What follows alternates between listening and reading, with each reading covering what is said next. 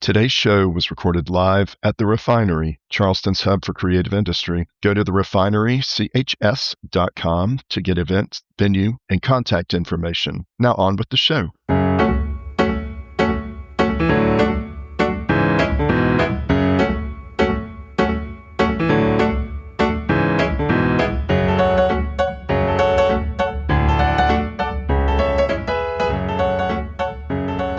Hey, everybody. Welcome to the Shrimp City Report, the Lowcountry's #1 podcast about entertainment, leisure, and living and shopping. Yeah. I'm Devin, and joined today with the co-host, TJ. How you doing? Doing good. Yeah. Doing good. We're in Charleston today. It's 70 degrees outside. 70 degrees, and then it was Super Bowl. It was freezing. Yeah. Miserable. But we can deal with that because we live in an amazing place in South Carolina. We're joined with Kathi Herrmann today. Kathi, how are you doing? I'm doing fabulous. Thank you. Awesome. So where are you from? Does this kind of weather bother you that it changes every 2 days? I am originally from New York. Okay. When I moved here, I had never been to Charleston before. And I actually thought it was more like Florida, that it never got cold. Right. Oh, yeah. Luckily, I brought all my winter coats down with me because as soon as it dips below 40, I'm freezing. Oh, wow. Well, with that accent, I thought you might be from Alabama. So I was Many kind people, of surprised. Everyone asks me if I'm from here. So what part of New York? I'm from Long Island. Oh, wow. So you're from New York. Entrenched, yeah. You know, not like in Socrates or something. You're like legit New York. I'm legit New York, yes. Right on. So did you get an education in New York then? I actually went to college in Connecticut. Oh, okay. In Hartford, gotcha. Connecticut. It was about a 2.5-hour drive from my house. That was my parents' limit on the car ride. It had to be under 3 hours. So I went to the University of Hartford and I loved it. And I was able to actually come home on weekends. And I used to work at a local restaurant. So if I needed money, I'd drive home and work and then go back to school. Oh, perfect. That's pretty convenient. And then that area just, there's so many places in the, the Northeast and then New England. I mean, you can drive everywhere. Oh, you sure can. I wanted to go to college in Michigan. Oh, right. Yeah, that didn't work. That didn't work. Get as far as you can. I understand. But what'd you go to college for? I went to college for marketing. Oh, that was cool. my major. I minored in music management. Okay. Because I'm going to age myself here really badly, but I wanted to work for a record label. Right. Yeah. When I graduated, the first companies I sent my resumes to were all of the like Atlantic and RCA and all those. Yeah. That's what I wanted. I wanted to be an A&R. So were you into music at that time? I still am. All rock. Right. That's all I listen to still. Yeah, understood. We're simpatico on that. And that was a good area in the Northeast to be into rock because of New York and even Hartford and Connecticut. I mean, there was so many bands, every kind of genre too. Well, I was blessed again being in New York. When bands are on tour, they're stopping in Manhattan somewhere. Right. Whether it's Madison Square Garden or the dive bar down the street. And so I got to see anytime anybody came that I liked, I got to go see. And I was blessed, and here every 3 years I get to see somebody that I like. It's the only thing. Yeah. Well, I'll tell you what, try growing up here in the 80s. Oh, yeah. When it was a desert of anything because bands would never deviate from, 95 to come down. So now I feel like I live in New York, because we have all, and so we're recording from the Refinery, which is, where we usually record all our shows, and they have a bunch of cool bands, and now everybody is. And heck, I even hear that, and we'll talk about it later, that there's a lot of event stuff happening in Charleston, even at Mount Pleasant. Mount Pleasant. And I think we just glossed over what Kathy's actual position is and where she works. She's the marketing director at Mount Pleasant Town Center. I am. So, I actually just celebrated my 10 years. Oh, congratulations. On Sunday was 10 years. Fascinating. How'd you get down here? I was working for a shopping center developer. That's what I've done my whole career for the same company. And my husband kept wanting to move south. That's all he kept saying. I did not whatsoever. Ironically, about 2 days after we had a whole conversation about it, I received an email from an old friend of mine who is a headhunter. And he said, I know you don't want to hear from me. I know you don't want to move, but this one's in Charleston. And I said, it doesn't matter because I'm gonna send it to you. So he sends it to me, and it says, marketing manager, Mount Pleasant, South Carolina. So I Google it, and I'm like, well, it's on the water, right? Because I'm from Long Island. I'm not going anywhere without water. Sure. Yeah. If it's on the water, and I'm like, So I get home that night, and I mentioned it to my husband, and he said, "Are you going to apply?" I said, "But if I apply, I'm going to get it, and I don't want to go." Right. So we had this whole. So the long story short, I did end up applying. I'd never heard back from them because the company that I was working for, I was working in 2 million square foot shopping centers. And this is 500,000 square feet. And, right. So they didn't think that it interests me, nor did they think that I would take the pay cut that I did to come. So after I explained to them that I would, I had an interview the next day. And that was I flew down for the first time the week between Christmas and New Year's. And it was so cold in New York. And I got down here and it was 72. Oh, yeah. And my now boss says to me, "I picked this weather for you." I knew because he knew once I did it, I'm going to want to come. Yeah. So a week later, I accepted. And 3 weeks later, we packed up everything and moved. Amazing. So you said you've been here for 10 years? 10 years, okay, yeah. Okay, wow. And at the same job. Yeah. That's pretty good. Yeah. And especially, so it's kind of mind-boggling to think of what did you say, 2 million square foot shopping center? When you got into that business, got out of college, all that stuff, did you cut your teeth in something that was that large? Or did you kind of work your way up to the 2 million square footers? Well, I worked my way up marketing director-wise, but my first job out of school, I don't know if they made up a title for me. I think it was like retail coordinator.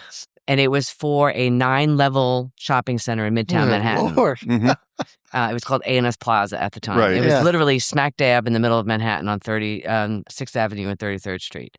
So not only was I working in this huge mall for this big company at the age of 22, but I also had to commute into New York City. So I was one of those girls with my briefcase and my sneakers because I had to walk to work from the train station. And I did that for a while. And then my company, it was very small at the time. Now it's the number one real estate developer in the world is Simon Property Group. But so when I started with them, it was just a small little company out of Indiana. And a couple of years later, they started buying all these shopping centers on Long Island. So I didn't have to commute anymore. Oh, that's so then I just stayed with them and just kept going up. So I went to one, and then I went to the next one, and then I went to the next one. Then I did a regional position. Yeah. Then I did the 2.5 million square foot shopping center. And then I did a vice president position. Then I'm like, I'm done. I'm going back to this one. So I've been all over the place with them. So that's good. Cutting your teeth with something, like we said, decent. I mean, you had a chance, I guess, for growth, and you got to really learn and have a lot of experience. Yes. Getting to those points. The pace of the Lowcountry, I think most people would agree, is a little different than the pace in Manhattan or New York. I was about to ask, because going from such a big, bustling, not just city, but the places the large scale versus and I bet going to Charleston and the smaller scale. How'd you deal with that? I think I was ready. Yeah, you were. I think I was ready because I had spent over 20, so I think it was 23 or 24 years with the same company, going to all these different locations. When we finally decided that, you know what, let's discuss actually moving here. My husband asked me the same question. He goes, "How are you going to go from?" It was at Walt Whitman Shops is where how are you going to go from Walt Whitman? And I go, if we're going to do this is what I want to do. I don't want to leave everything and try to start my second half of my life and do the same thing. So I turned out to do the same thing. I actually did it better down here, I think, than even New York. But I loved the pace. I loved it being a little bit slower. I loved the outside. None of my shopping centers were not outside. They were the old-fashioned enclosed shopping centers. I have palmetto trees, and I have fountains, and I have grass. Did it require a lot of research beforehand, or was it just one of those things you kind of adapted to? No, I literally, we just looked at each other and said, let's just do it. When I came for my interview, it was the first time I had ever been to Charleston. Wow. So we were here for a whirlwind, I don't even know, 24 hours. Sure. And when I got home, I just kind of looked at him. I'm like, what have we got to lose? The kids are grown. They're out of the house. Who's keeping us here? I like that. That's very cool that you whether it's here or whether you had interviewed in Vancouver or something. I mean, somehow. That being said, I feel like the family's probably more excited to come down here than Vancouver. Yeah, right? I would agree. My brothers were just here. My brothers were just here last weekend. They come every year for my pup bowl. Okay, that we do for Charleston Animal Society. Oh yeah, that's right. You did have y'all had a hell of a bunch of cool events during the holidays and stuff. I mean, we can go over some of those later, but we'll also definitely pick up on what's coming. So Mount Pleasant Town Center. I mean, I don't want to use the word icon loosely, but it is such an identifiable part of the Mount Pleasant culture and the Charleston culture. Yeah. How long has the town center been there? It opened in 1999. So it has been there a while. So it's 27, if I'm going to add right, 27 years. I think one of the things when they first opened, for a lot of us around here, I'm a native, he is too. So for a lot of us, we didn't really understand the concept of the way that it is a town center. Mm-hmm. It's literally outside. You have some space to walk. You don't have to be on top of everybody. So maybe that wasn't a new concept in 1999 as far as the United States, but it was pretty novel. Yeah, well, also this scale alone. I know we were talking about like such large square feet in New York, but for Charleston, the size is huge. Yeah, the town center was very. And it had some anchor stores and all that stuff. And I guess it's more like, I guess you said you came from shopping centers that had 6 floors in Manhattan. That's I guess it's a culture shock. Did they walk you around the town center? Did you get to go and get into all the stores and get the vibe of everybody? Well, I actually visited when I came down for my interview. My boss, the general manager, Andy, and the assistant general manager, Jewel, who've both been here. They've been working, I think Jewel's been there 20-something years and Andy's been there 18 or 19 years. We walked the whole shopping center. And again, it was a beautiful day. Things might have been changed. Yeah. If it was if it was Sunday, I'm not so sure I would have moved here. I kid with them all the time. But yeah, I got to walk I've been doing this my whole life. So I'm walking and I'm asking them all these questions. Why aren't we doing this? Why aren't we doing this? Can we do this? Can we put signage there? Can I put a car there? Can I blah, blah, So everything that I had learned in my previous life with my other company, I just literally brought down here. I learned quickly I can fit in. I can actually fit in. I think it's a gift. I immediately slowed down. The only thing that people tell me, obviously, is my accent that I will never get rid of, and I don't care. No, it's cool. But I really, I took my new job, my new home, really to heart. Yeah. And I think in the last 10 years, you'll see a huge increase in what we've done with the shopping center, all the events that we have. And I also served on the board and still serve on the board of the Mount Pleasant Chamber of Commerce. So I got involved there too. So I didn't just come down and hang out and go to the beach. Excellent. I mean, it's a blessing that, you came down with ideas and talking about when you're walking around and saying signage and car patterns or whatever. It's cool as heck that they were like, I presume they were into it. They were like, how can we have process improvement? Absolutely. I am interested too. Mount Pleasant's town center, it's very like horizontal level. You mentioned like a lot of the places in New York you worked at had like 9 levels, but that's more like vertical planning. Had you experienced like that type of mapping before? Yep. The last shopping center I came from, it was 1.2 million square feet, but it was all one level. Okay, yeah. So you were like familiar with like what to do and all that type of stuff. But the enclosed is completely different than being outdoors. Right, The one thing I had to get adjusted and used to was the weather with my events. So when I had an event in New York, it didn't matter what the weather was because it was inside. It could have been snowing. It doesn't matter. Here, I was here probably, 3 or 4 weeks, and they had already set up to do this concert outside. Yep. And, everything's all ready to go, and here comes a storm. Yeah, I was about to say, were you prepared for the first hurricane or the hit? But I think it was how fast they came. Right. Yeah. Because we spent all day setting up and there was not a cloud in the sky. And about a half an hour before we were supposed to start, all of a sudden it's black. And I hear the rumblings and then the thunder, and then you have to, and that's one thing I had to get used to. Mm-hmm. And it's also because you put so much work into them. I'm sure. And we had to cancel 2 holiday events last year because of weather in December, 2 in a row. It must be super strange. I'm sure you're pulling your hair out, for things like that. Having to reschedule. I mean, we don't reschedule. I was about to ask. I mean, you really don't have a lot of latitude to reschedule things. No, we've been a little blessed. The last 3 years, one of our anchor stores is not there. I'm not giving them kudos. Don't say who it is. Right. It's a really big store, which has been vacant for the last 3 years. So we've been able to utilize it for photos with Santa. We were able to move our breast cancer fundraiser, which was in October. Right. It was our 7th annual. We've had beautiful weather every year except for this year. It was October. It was probably 40 degrees and raining that Saturday.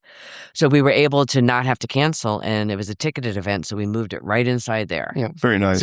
So that's been great. But if you have an event like Fall Festival where I have 70 vendors, it's not going anywhere, and you can't reschedule it. So just for the layman, we've mentioned anchor store a few times. For anyone listening, can you give like a definition for that? Well, Belk. Okay. Our anchor stores currently are Belk, the Barnes & Noble, Ulta, Old Navy, and the movie theater. Our other one closed. Okay. Okay, so those are like the big stores, the attraction. They call them anchor, exactly. Yeah. Originally, they're called anchor because they used to anchor. If you look at an old-fashioned shopping center, the big stores, literally, if you look at like even Citadel or Northwoods. It's like a foundation, The anchors are the larger stores. When you're building a lifestyle center, you actually put the anchors in first and then kind of build around them. Okay, yeah. Okay. Right, so you have the movie theater over here, and you have Belk over here, and then you had Old Navy over here, and Ulta, and all the little stores are in between them. Yeah, I notice every time I go to the movie theaters, y'all put the candy shop literally right next to the movie theater. Oh my gosh. It's ingenious. There is a method to leasing. That's all I'm going to say. There is definitely a method. And then it's also next to the wine cellar. Yeah. So if you go with the kids, you go to the candy store to Sweet Tulips. If you're without the kids, you go to the wine cellar before the movie theater. Yeah, my wife and I, we've gotten a tequila or two across the street before, but the candy's diabolical. We'll talk about that later. And that's a locally owned store. They make their own chocolate. That's awesome. That's fantastic. Yeah. And that comes up kind of our next question is, as far as marketing goes and planning goes, I guess you have to have a lot of interaction with the tenants and really figure out on some board somewhere that you're dry erasing or something, where are they going to go? What's going to be the best fit for them? Exactly. And my job is to get people to town center. Mm-hmm. If I do an event and I get people there, I can't make them go shopping.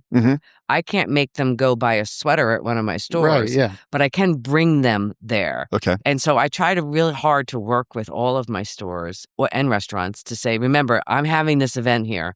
I'm going to have 3,000 people here. You need to make sure that you're doing something to get them into your stores. Right, and there's lots of different ways of doing that. We've had a huge increase of tenants actually setting up at my events now. So I'm going to use Putt Bowl as an example, if you don't mind, because it just happened. So we basically closed down. We have a park area with the stage, which is our main event area. And depending on the event, we'll shut down the parking lot. And for Putt Bowl, we shut down between one park and the next park. Okay. We had 40-something vendors total in a football field for the puppies. And it's just the cutest thing you've ever seen. But I had like 9 stores come out. And that's a lot. Yeah. And because staffing is an issue, remember, a lot of these stores only have 1 or 2 employees. Right. So they can't really afford to pay someone to go sit at my event for 4 hours. Yeah. But we had about 9 stores, and just for them to be able to get out of the store, interact with the customers, provide a bounce back, provide a coupon, do an enter to win, just remind them that they're there. And they're really starting to take advantage of that option. And it makes me happy. Yeah. You have so much going on. TJ, I can't really think of a lot of shopping centers around here that have events like that. Like you have a stage and the outdoor area. Yeah. It's pretty unique as far as the breadth of it and the variety of it. I begged for that park. So when I first got here, there was no grassy area. Everything was parking lot. And the old ownership group, because we were purchased in 2020, the old ownership group had directed us to do all these different events. And one of them was a summer concert series. And I said, in Charleston, in a parking lot? Yeah. And they say, and then I was just like, okay, that's, you tell me what you want me to do. I'll nobody came. I did it. I got it set up. It was in a parking lot. It was 8,000 degrees out. Nobody came. Yeah. And I said to them, I said, well, listen, I said, how about we don't do it in the summer? How about we do it in the spring and we do it in the fall? And they're like, oh, okay, that would probably work better for Charleston. And then I said, well, why don't you give me like a place to do it instead of just like in a parking lot? So as part of a little redevelopment, a very mini redevelopment of the shopping center, we were able to close down one of the streets that led in off 17 and went around a 300-year-old oak tree. So we call it the Oaks. And so we built the stage in front of this beautiful oak tree. Oh, so that's the Live Under the Oaks. Yes. Okay. And that turned in, it used to be Sounds of Summer. Yeah. Then it turned to Sounds of September. And then it turned to Live Under the Oaks. Live Under the Oaks, other than being half dead in the parking lot. Yeah. So, exactly. I know that's miserable. Growing up here, I used to play football and we'd have 2-a-day practices in August. And it was just ridiculous. We don't do anything in the summer. The only thing we do over the summer is our kids club. Because I started a kids club about 4 years ago on first Tuesday of every month because a lot of the young ladies in my neighborhood had youngins. And they were looking for free things to do. And what better thing is to bring all of these moms with all of their kids to my shopping center on a Tuesday morning when no one else is there. Absolutely. Yeah. And so who loves it? Old Navy, Barnes & Noble, the movie theater. I mean, it's insane. So we've been going on, this will be our 5th year doing our kids club. But that's the only thing we do over the summer because the kids don't care if they're hot. Yeah, they don't do that. Yeah. They're just glad they're not in school. Exactly. We have fans and we bought the spritzers. Right. So the kids just stand there in front of the fans with the water splashing all over them. It's really kind of fun. So I love that y'all do all this community event and planning and stuff like that. We've been talking about, Pup Bowl, but of course there's an upcoming dog-themed bingo coming up as well, it's right? actually something new. Yeah. We've been doing Paws on the Patio since 2018, we just realized, which was a happy hour at Burton's Grill. And after so many years, and we sold out every event. We only have 25 tickets because we want people to be able to enjoy themselves on the patio with their dogs. Right. And so we did a little brainstorming session with Charleston Animal Society and Burton's, and we're like, what do people like to do? Like, let's make it a little bit more interactive. So we're changing it this year for the first time. And so Paws on the Patio is being retired, and we are having Barks and Bingo. So it's basically the same thing, but we're going to play some bingo. Okay. To clarify, the humans are playing bingo or the dogs? You never know. I do have a couple little surprises that I don't want to ruin them. But they play prizes. Burton's is such a great partner for us. So they'll have some specials on the menu. It's only $10 to reserve your seat. The entire $10 goes to Charleston Animal Society. And we'll do it in the spring and the fall like we did with Paws on the Patio. Awesome. That is cool. To DJ's point, I suppose, every time you call out a number, I was just every dog barking at the same time. It's like you're going to have to check their cards every time. Well, they're always cheaters, especially those little yap yaps. Oh yeah, for sure. They're always on their phones. For sure. And with that thought, we are going to go to a commercial to someone who's not a cheater, one of our lovely sponsors. We'll be back in a second. Hey everyone, we really want to encourage you to visit the Refinery in Charleston, South Carolina. The Refinery is a beautiful mixed-use facility that's home to upscale office space, 2 restaurants, the Limbo Lounge, and an amphitheater that hosts national, regional, and local acts year-round. We cannot recommend it enough. Go to therefinerychs.com to get event and venue information. You can also go to the site to learn how you can even book the spaces you want for your own event. So go check them out, and thanks. All right, everybody, we are back. And one of the other events that's kind of near and dear to me, my wife is a painter in Charleston. We try to hit every kind of art type event in Charleston. You have something coming up called the Arts Fest? Yes, Art Fest was actually around before I even got here. Oh, really? Okay. Yes, from what I understand, 20-something years. Uh-huh. It is a partnership with the town of Mount Pleasant and Mount Pleasant Town Center, which get confused, Right. believe it or not, all the time.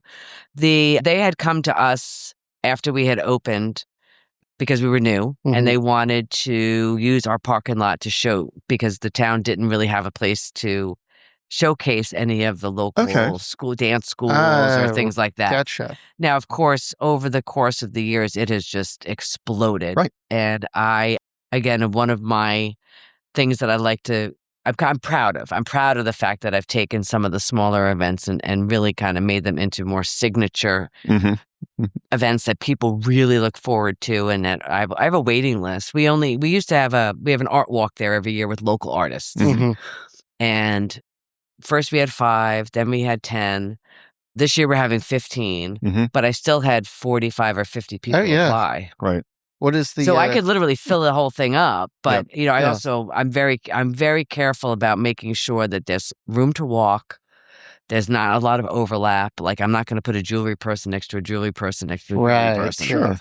But Art Fest is just great. And now it runs from the whole stage area, the entire parking lot, all the way over to the end of the property by Men's Warehouse. We shut down the road, Theater Drive, all the way down past the movie theater to the parking deck. That's how big this event is now. That is big. Holy smokes. Yeah. And so you said you had multiple types of art, multiple disciplines. It's not just jewelry or visual art. You have dancers and... Correct. So we have a main stage area that is over in the parking lot, and an entire 4-hour schedule of local, mostly children's dance schools, music schools. I love it. The Irish dance school is there. Little Suzuki, I think it's Little Suzuki, the violins. And so they'll play all day. And we have special guests that are there too when it comes to like face painting and balloon animals and things. There's interactive activities. There's special vendors such as like the Chamber of Commerce sets up a tent. And there's food trucks and wine and beer, and you could spend all day there. Right. So you said you work with the chamber. I presume there's a lot of community involvement as well, that besides the chamber. I mean, you're marketing. You have to, but not just sell the stores, but you kind of need to sell the concept around town. Well, we've actually picked, I touched on it briefly before, Pink Promenade, which is our annual breast cancer fundraiser for Roper St. Francis Foundation. That event was created for them. In partnership when I first met with them, and I was new, and I was trying to get them to be my sponsor. I was trying to get some money from them to be my hospital sponsor. And I remember saying to them, "What do you need to do in this community?"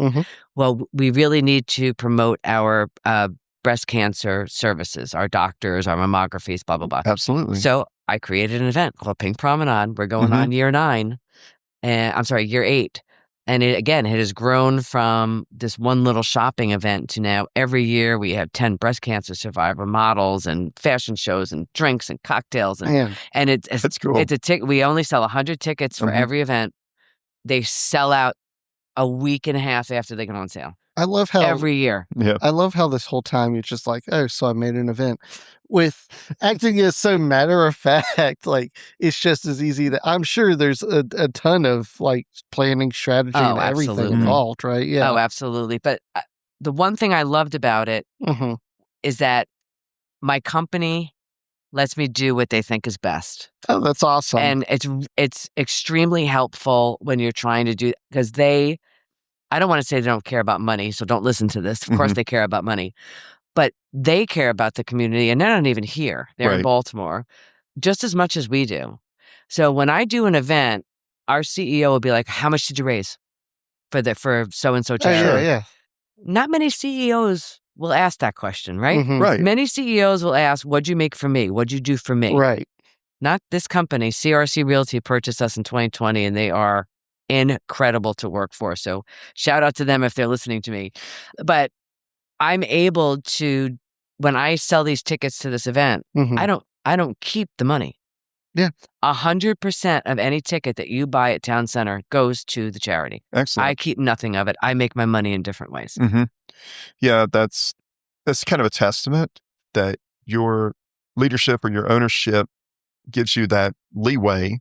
That is very altruistic of them as well to do all of that. So it kind of, it builds confidence in the community and the outreach and all that stuff. What is the East Cooper community outreach? Well, we do every year at holiday time. Our town center serves as one of their outlets for their gift drives, their holiday gift drives. So we select up to 10 stores every year, and we list this. Last year we adopted 3 or 4 families. I'm not sure. Oh, very cool. So we have little tags, and every year is our goal to make sure that every single tag is filled. And so when they have to come pick up their stuff from our conference room, they have to put it in a van.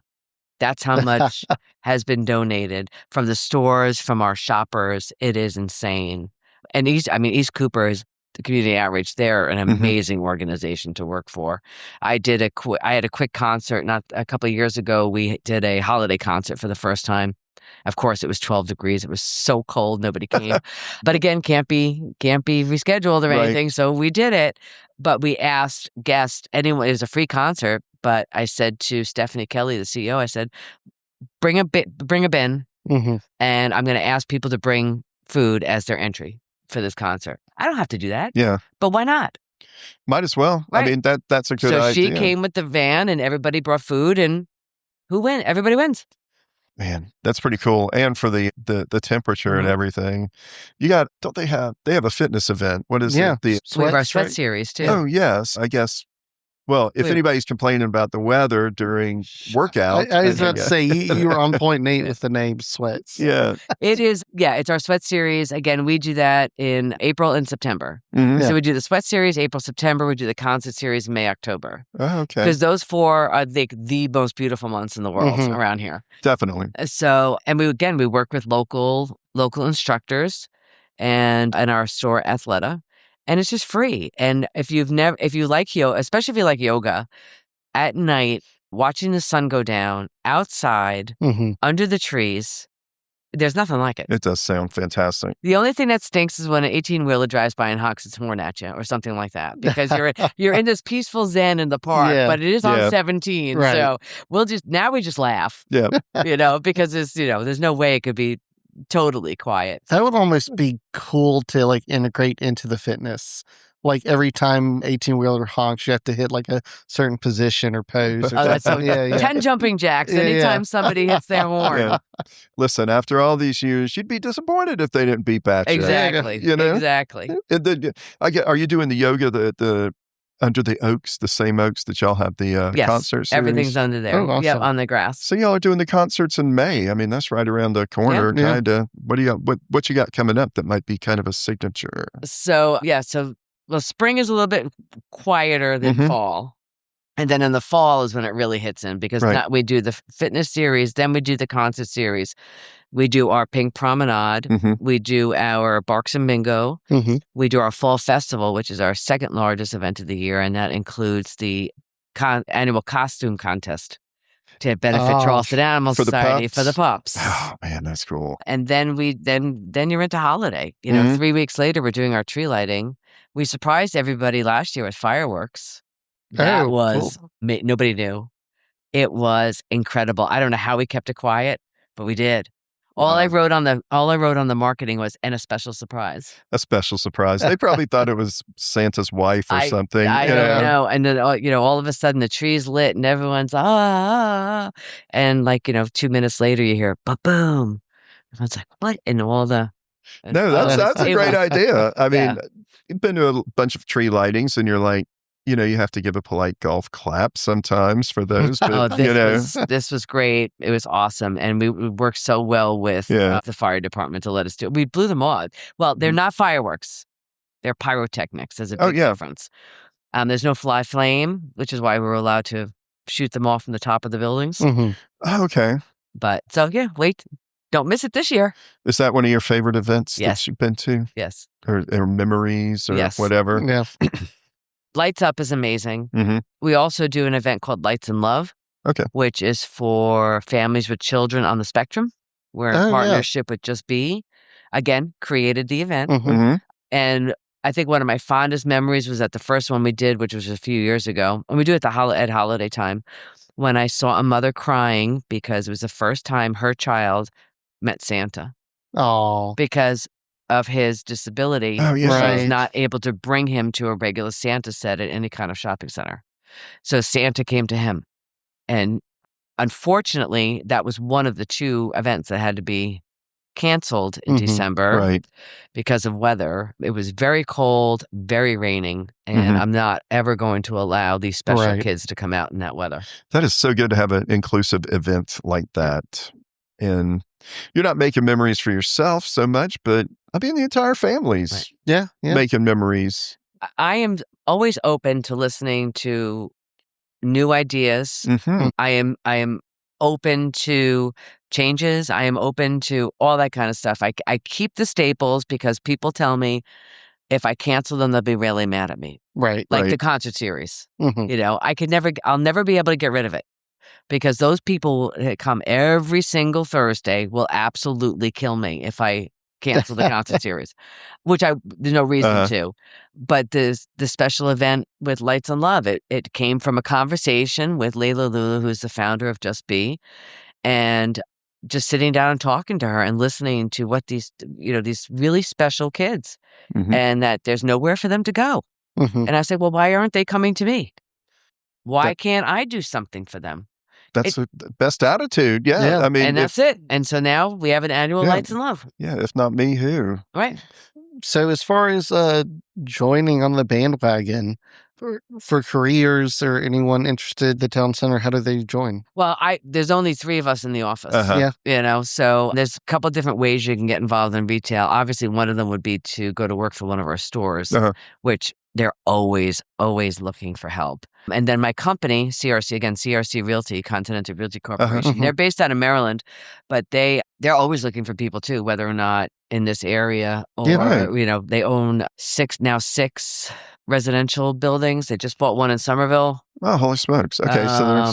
So they own on Daniel Island. They own Central Island Square, Sweetgrass Corner, the shopping center in Mount Pleasant right next to us that has the Trader Joe's and the golf. We own that now, and a few. So there's definitely opportunities to get involved in that way. So if you're interested in any kind of leasing or property management or any like those kind of careers, I'd certainly look at CRC's corporate website. Okay, awesome. Excellent. One more question I have is, are there any event or occasion ideas that you have that have been sitting on your notebook at home? Keeping in the pocket, I want my dream. This is my dream. It's never going to happen, but this is my dream. That big traffic circle in front of Belk, where we put the tree.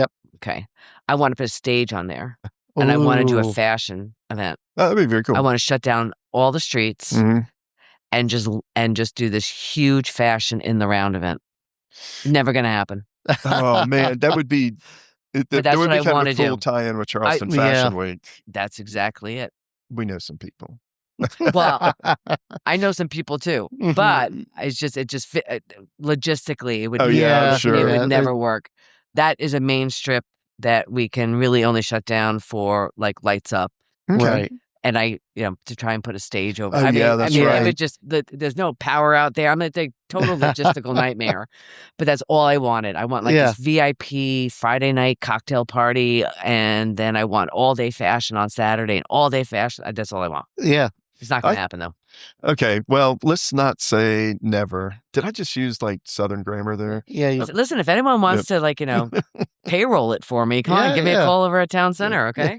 Well, I will add, if you ever have any parades or peppy parades and you need announcers for something live on YouTube, let us be happy. know. Oh, wow. I'm watch every parade there is. We can give the play-by-play on the Peppy Parade. Watch crazy old the parades. Peppy Bowl. Well, one thing we're going to try and add to next year's Pup Bowl, because this will be Pup Bowl 10, is to invite back every dog that's been adopted in the last 10 years. Oh, that's so awesome. And do a retired player parade. That is too cool. Oh my gosh. That's amazing. Yes, that's what we want to do. I think we've covered about everything we wanted to cover. We're impressed. Oh, thank you. Absolutely. It was very nice to meet you guys too. I'm going to look at it a lot differently. And I kind of want to come to some of those bands on Thursdays. So I'll be looking forward to that in May. Yep.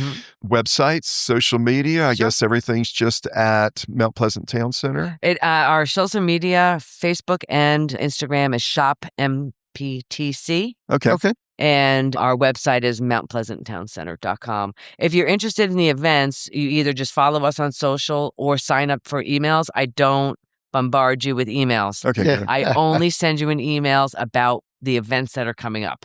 Okay. So you get maybe Perfect. 12 a year tops. That's a great way. And we have a huge open rate, so I think people realize that. But of course, all of our events are advertised on our socials as well. New store openings, things like that. So we got a lot going on. It's going to be a good year for us. Excellent. Awesome. We'll put links in the show notes to your website and on your socials. And with that, we'll go ahead and wrap it up. Well, we want to thank Kathi Herrmann for coming by this week, and we hope to see everyone out at Mount Pleasant Town Center. Otherwise, we'll see y'all next week. God bless. Thank you. Bye.